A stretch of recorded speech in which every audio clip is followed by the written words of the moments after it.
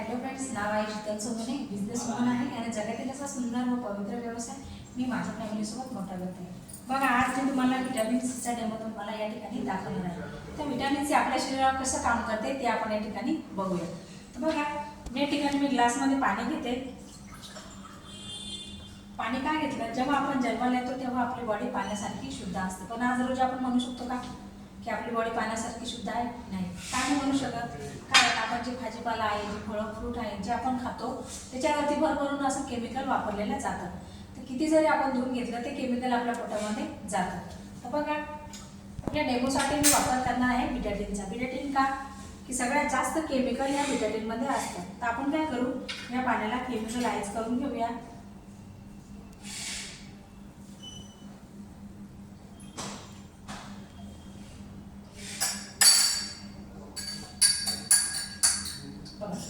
अशा पद्धतीने ही आता आपली बॉडी आहे. मला सांगा, मेडिकल सायन्समध्ये कुठली अशी टॅबलेट आहे का की आपलं आतलं शरीर जे आहे ते आपण स्वच्छ करू शकतो? नाही. कारण आपण बॉडी जेल लावून, साबण लावून आपली वरची बॉडी आपण स्वच्छ करतो. पण एखादी अशी टॅबलेट घेऊन आपण आतलं शरीर कधी स्वच्छ केलं का? कधी आपण विचार केला का की नाही मित्रांनो? तर बघा, ही व्हिटॅमिन सी आपल्या शरीरावर कसं काम करते ते आपण या ठिकाणी बघूया. बघा, अशी टॅबलेट असते. खायच्या वेळेस आपण खायची असते, पण मी डेमोसाठी याला क्रश करून टाकणार.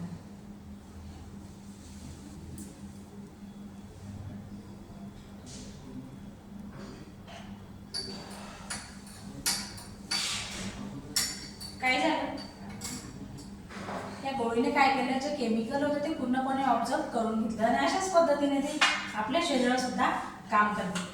बरं, मला सांगा, व्हिटॅमिन सीची गरज प्रत्येक व्यक्तीला असते है ना? आता व्हिटॅमिन सी आपल्याला कशापासून मिळते? आंबट पदार्थापासून. 10-12 लिंब, 10-12 संत्र आपण एका दिवशी जर खाल्ले तर व्हिटॅमिन सीची मात्रा भरून मिळते. पण तेवढं खाणं पॉसिबल आहे का? नाही. आपण एका दिवशी 10-12 लिंब आपण खाऊ शकतो का? नाही. खाल्लं तर काय होऊ, आपण आजारी पडू. म्हणजे एक टॅबलेट आपण सहज खाऊ शकतो.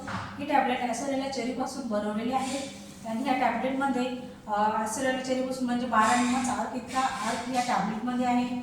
ही टॅबलेट आपली रोगप्रतिकारशक्ती वाढवण्यामध्ये मदत करते. जे आपल्या पोटामध्ये केमिकल आहे ते युरिनद्वारे बाहेर टाकण्याचं काम करते. व्हिटॅमिन सी घटक असा आहे की तो आपल्या शरीरामध्ये स्टोअर राहत नाही, म्हणजे ते युरिनद्वारे बाहेर जातो. म्हणून आपल्याला व्हिटॅमिन सी वरतून घ्यावे लागते. आपण ही व्हिटॅमिन सी घेऊन आपली रोगप्रतिकारशक्ती वाढवू शकतो आणि जे आपल्या पोटामध्ये केमिकल आहे ते आपण बाहेर पण करू शकतो. आता बघा, व्हिटॅमिन सी आपण खातोय आणि परत आपण भाजीपाला पण खाणार आहे, फळभाजी सगळं आपण खाणार आहे. परत जर आपल्या पोटामध्ये केमिकल केलं तर काय होतं आपण बघू.